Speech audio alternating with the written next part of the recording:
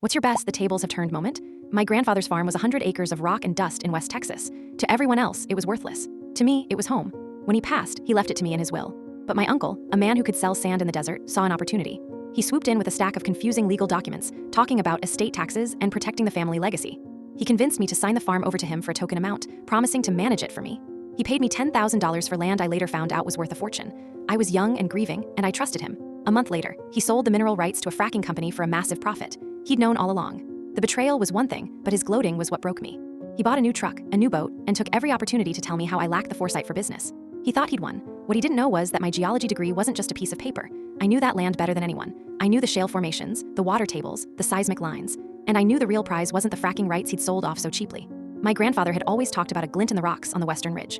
I had taken samples years ago for a college project. The assays showed trace amounts of rare earth minerals, the kind essential for tech manufacturing. It wasn't a sure thing, but it was a possibility. A possibility my uncle, in his greed, had completely overlooked. Suing him was pointless. He covered his tracks legally. So I decided to play his game. A long con built on his own insatiable greed. For the next year, I dedicated my life to building the perfect trap. I used my savings to set up a shell corporation in Delaware, a faceless entity called Apex Geological Solutions. I created a fake online presence for it, a professional website with stock photos of smiling engineers and fabricated case studies. The most important part was the adjacent plot of land, a barren, worthless piece of desert next to my old farm. It was owned by an elderly rancher who was happy to sell it to my shell company for next to nothing. This land would be my bait. I spent months creating a series of forged geological surveys. I used my expertise to make them look utterly convincing, filled with seismic data, core sample analysis, and spectral imaging. They all pointed to one impossible conclusion: a massive, untapped vein of neodymium right under that worthless patch of rock. I made sure these documents were leaked strategically. I had a friend, a junior analyst at a financial firm, mention the Apex surveys to a colleague he knew was friends with my uncle. The bait was in the water. Greed is a powerful current. My uncle took it immediately. He started making quiet inquiries about Apex Geological Solutions. He hired his own geologist, a washed-up consultant who was known for telling clients what they wanted to hear. I knew he would. I had anticipated it, and the fake data was just plausible enough to fool a lazy inspection. The consultant, eager for a payday, confirmed the potential of the site.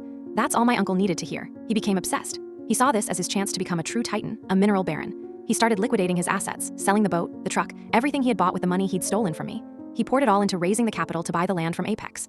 My shell company, of course, played hard to get. We drove the price up, citing competing offers. The negotiations took 3 months. Finally, he made his final, desperate offer, sinking every last dollar he had, plus a massive loan, into buying the barren plot. The sale closed on a Tuesday.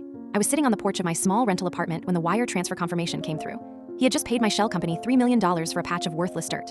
I let a week pass. Then I called him. He was euphoric, bragging about the deal, about how he was going to be bigger than any oil man in Texas. I let him finish. Then I said, "Uncle David, do you remember my old college geology project, the one about the Western Ridge on Grandpa's farm?" The silence on the other end of the line was deafening.